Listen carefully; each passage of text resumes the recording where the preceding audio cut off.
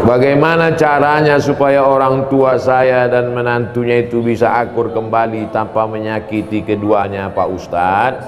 Arisan keluarga, undang Ustadz yang lembut. Jangan Ustadz yang keras kasar macam saya yang lembut. Ibu, bapak, lembut, baik. Nah, kasih tahu dia tentang bahayanya ini segala macam. Nanti dia yang ceramah. Bahannya dari bapak, tapi lidahnya yang dipakai lidah Ustadz, gitu. Kalau saya nggak bisa, karena saya pernah dipakai gitu sama ketua masjid. Bahannya dari ketua masjid, pakai lidah saya. Siapa yang meminta sedekahnya kembali, maka dia seperti anjing yang menjilat muntahnya. Karena masukan dari ketua masjid, ini ada sedekah yang diminta kembali. Jadi saya sampaikan gitu. Setelah selesai acara, mohon maaf Pak Ustadz, yang disindir nggak datang gitu. Jadi sejak itu saya nggak mau nyindir itu, nggak mau. Kalau ada to the point, mana orangnya gitu. Ya, tapi kalau untuk ini nggak bisa. Jadi adik-adikku sekalian, walaupun udah ngaji, nggak bisa menceramahi dia, karena orang tua itu tidak pernah melihat kita ini besar. Ibu melihat anak ibu walaupun udah kuliah, dia tetaplah anak kecil yang umur 2 tahun belajar berjalan. Gak pernah kita melihat anak-anak itu dewasa. Makanya kalau ada anak yang ngomong, saya ini udah dewasa mama. Enggak, kamu anakku. Gak pernah dewasa dia.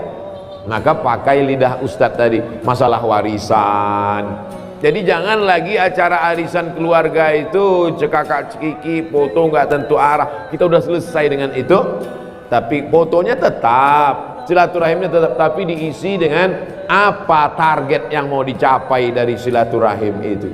Sehingga bergizilah ceramah-ceramah arisan-arisan keluarga, pertemuan bulanan, anak-anak menantu, pertemuan bulanan bulan September tentang harta warisan. Ramai yang datang.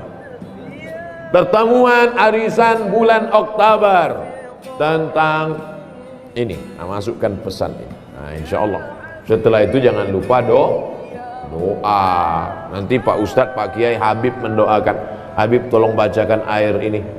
Dibacakannya air, masuklah doa itu ke dalam air, berubah molekul-molekul air itu menjadi cahaya, lalu diminum oleh mereka, masuk ke dalam darahnya, masuk ke dalam jantungnya. Jantungnya yang tadi terbakar dingin, sejuk. Dari jantung naik ke otak, otaknya yang dari tadi tegang tenang. Berapa banyak orang yang nggak mati-mati sakaratul maut, pas dikasih air mati langsung. Ketenangan. Nah, jadi yang meneliti itu malah orang Jepang, bukan orang Arab, bukan orang Islam. Diteliti mereka air yang dibacakan doa, dipanggil tokoh-tokoh agama, air yang paling bening, paling bercahaya, yang dibacakan oleh ulama dari kalangan umat Islam. Allahu Akbar. Molekul-molekul cahaya. Oleh sebab itu doa. Ada nggak ini Pak Ustadz dalilnya zaman Nabi dibacakan air? Ada. Sahabat Nabi datang lapor, ya Rasulullah, ya aku dapat kambing 30 ekor, halal apa enggak ini kambingnya? Kok bisa dapat kambing dari mana? Di kampung itu ada orang gila, minta doa. Lalu ku baca Al-Fatihah, menahan air liur banyak-banyak. Setelah itu ku ludah gitu dia, sehat. Dikasih kambing, kambingnya halal apa enggak? Itulah dalil ruqyah.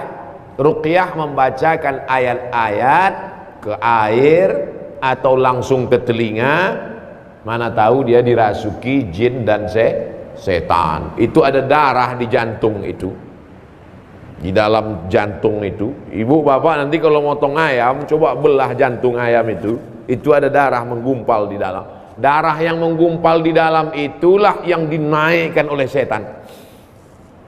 Dinaikkan oleh setan. Kalau dia mendidih ke atas, namanya marah. Kalau dia tidak meledak ke atas, tertahan ke dalam, namanya sedih.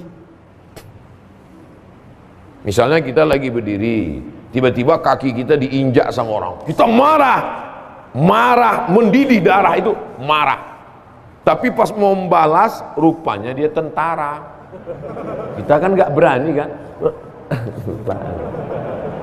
Dia turun menjadi sedih, tertahan ke dalam.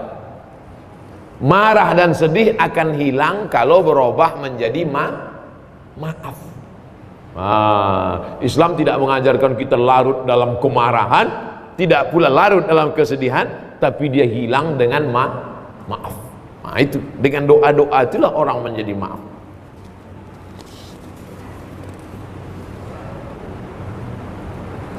Saya diberi seorang anak, istri saya mengandung, sekarang masuk 7 bulan. Apa amalan afdal untuk saya sebagai suami untuk kebaikan kandungan? Perempuan yang sedang hamil itu hatinya risau, takut nanti melahirkan susah, takut nanti sesar, takut diganggu jin. Maka hatinya tenang dengan zikir, banyak-banyak sholawat. Allahumma sholli ala sayyidina Muhammad wa ala ali sayyidina Muhammad. Allahumma sholli ala sayyidina Muhammad wa ala ali sayyidina Muhammad. Makanya Pak Kiai selalu nyuruh, gimana nih Pak Kiai, istri saya hamil, baca surat Yusuf supaya hatinya tenang. Padahal tujuan Pak Kiai baca surat Yusuf supaya hatinya tenang dan anaknya soleh, tidak mau berzina seperti Nabi Yusuf. Cuman kadang ibu hamil ini salah sangka, disangkanya anaknya ganteng macam Nabi Yusuf. Pas lahir hitam, komplain. Pak Kiai, iki anaknya ireng piye iki. Pak Kiai orangnya sabar, nggak marah. Bojone ndi?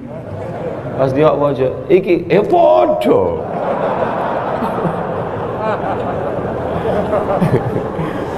Nah, setelah itu kita jangan salah paham dulu. Jadi kalau ada ustadz nyuruh baca sholawat, baca ayat kursi, sesungguhnya itu supaya emosional si ibu tenang. Kalau ibunya tenang, anaknya juga ikut tenang. Salatullah salamullah ala taha rasulillah. Salatullah salamullah ala yasin habibillah. Tawassalna bi bismillah wa bil hadi rasulillah wa kulli mujahidin lillah bi ahlil badri ya Allah. Ibunya tenang, anaknya tenang, suaminya tenang, maka mudah melahirkan. Kalau otot-ototnya kaku, dia stres, dia takut, itu susah melahirkan.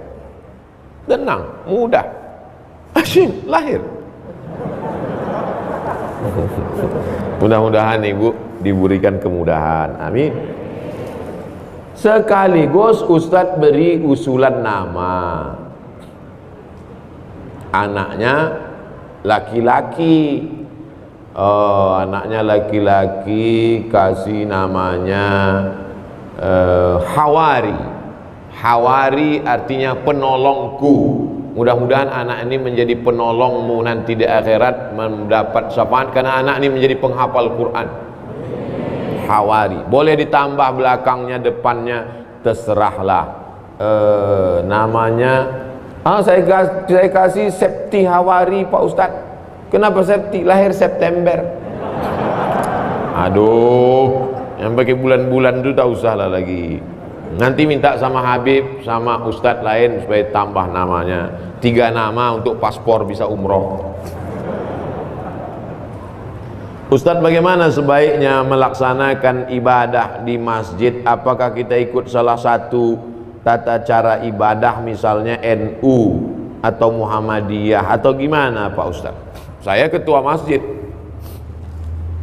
saya gini-gini ketua masjid nih.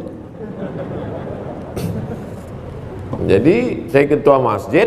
Masjid itu memang dari dulu pakai mazhab Syafi'i. Bismillahnya jahar. Bismillahirrahmanirrahim. Ini sholat apa qori? Biasa aja lah. Bismillahirrahmanirrahim. Alhamdulillahirabbil alamin. Ar-Rahmanirrahim. Lalu kemudian kalau subuh pakai kunut, pakai mazhab Syafi'i. Allahumma hdina fiman hadait, wa afina fiman afait, wa tawallana fiman tawallait. Tapi masjidnya enggak terlalu besar, masjid komplek perumahan kecil. Artinya mayoritas masyarakat di situ memang mazhab Syafi'i. Tapi kalau masyarakat di situ multi, ada bisa dipakai satu contoh masjid di daerah saya juga. Saya ceramah di situ. Lalu saya dengar, saya kasih tahu sama makmum, Ustadz, itu imam sir, itu imam jahar. Hah? Maksudnya kalau dia imam, itu bismillahnya jahar. Bismillahirrahmanirrahim. Tapi kalau itu yang imam sir, bismillah. Nah, jadi semua terayomi selama masih ahlus sunnah wal jamaah. Nah, jadi saya tak paham komunitas masyarakat di Darussalam, tapi kalau masjid saya pakai mazhab Syafi'i. Terus kalau selesai sholat zikir jahar sama sir, ya mazhab yang jahar itu mazhab Hambali. Karena menurut Imam Ahmad bin Hanbal, kalau dalam mazhab Syafi'i selama makmumnya belum tahu, dikasih tahu. Cara ngasih tahu makmum gimana? Dijaharkan. Astaghfirullahaladzim, astaghfirullahaladzim, astaghfirullahaladzim, la ilaha illallah la syarikalah. Makanya kalau kita sholat di masjid, imamnya misalnya kuat, berarti dia ngasih tahu makmum. Kalau imamnya enggak kuat, berarti makmumnya udah tahu. Gak usah dipermasalahkan. Dia menjadi masalah karena dipermasalahkan. Disitulah letak masalahnya. Jangan masalahkan yang tak perlu dipermasalahkan. Yang penting masih sholat. Nah itu. Jadi kalau menganggap musyawarah lah bersama masyarakat, bersama jamaah.